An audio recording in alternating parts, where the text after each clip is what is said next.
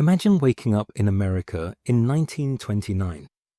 You have a steady job, a small house, money in the bank, food on the table. Life isn't perfect, but it's good. Now imagine that within a few years, your job disappears. Your savings are gone.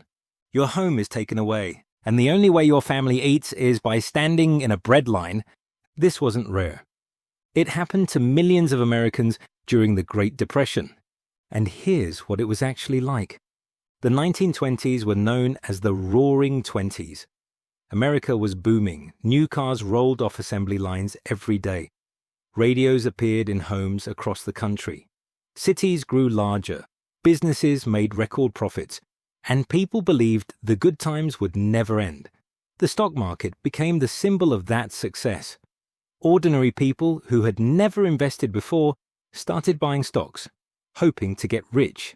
Some even borrowed money to invest because everyone believed prices would keep rising forever. Then came October 1929. The stock market began falling. At first, people weren't worried. Markets had dropped before, and they always recovered. But this time was different. Prices kept falling. Investors rushed to sell. Panic spread across Wall Street. Within days, billions of dollars in wealth disappeared. The crash itself didn't cause the Great Depression overnight, but it destroyed confidence. Businesses stopped investing. Banks became cautious. Factories slowed production because fewer people were buying goods. The entire economy began to unravel. Soon, the effects reached ordinary families. Factories started laying off workers. Construction projects stopped. Stores closed, and one by one, paychecks disappeared. By 1933, around 1 out of every 4 American workers had no job. Imagine walking through your town and seeing every 4th person unemployed. Every day, thousands of people searched for work, but there simply weren't enough jobs to go around. Men would line up outside factories before sunrise, hoping someone would hire them for even a single day. Most went home empty-handed. Without a paycheck, paying bills became impossible. Families spent their savings trying to survive. But then another disaster struck. Banks began failing. Back then, there was no government insurance protecting your savings.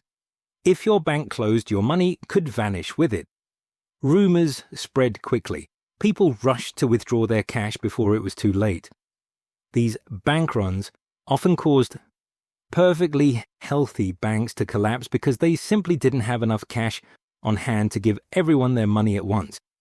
By the time the panic ended, thousands of banks had closed. Millions of Americans lost everything they had saved. With no income and no savings, families started selling anything they owned. Furniture, jewelry, tools, even wedding rings. Eventually, many couldn't keep up with their mortgage or rent payments. Banks foreclosed on homes. Landlords evicted tenants. Thousands of families found themselves homeless. Across the country, makeshift neighborhoods built from scrap wood, cardboard, and metal appeared on empty land. People sarcastically called them Hoovervilles, blaming President Herbert Hoover for the country's suffering. Life inside these communities was incredibly difficult. Most shelters had no electricity, no running water, and very little protection from the weather. Food quickly became one of the biggest challenges. Churches, charities, and local organizations opened soup kitchens to feed the growing number of hungry families. Bread lines stretched for blocks. Parents often skipped meals so their children could eat. Even people who had once owned successful businesses now stood shoulder to shoulder with factory workers, all waiting for the same bowl of soup. In many farming communities, things became even worse. A severe drought hit the Great Plains during the 1930s. Without healthy grass to hold the soil in place, powerful winds picked up enormous clouds of dirt, creating massive dust storms that became known as the Dust Bowl. Crops failed, farms were buried. Thousands of farming families packed everything they could carry and headed west, hoping to find work somewhere else. For years, there seemed to be no end. Then, in 1933, a new president took office. Franklin D. Roosevelt introduced a series of programs known as the New Deal. The government hired millions of unemployed Americans to build roads, bridges, schools, parks, dams, and other public projects. New rules were created to make banks safer. Programs were introduced to help struggling families and farmers. Life didn't suddenly become easy, but for many people it was the first sign of hope in years.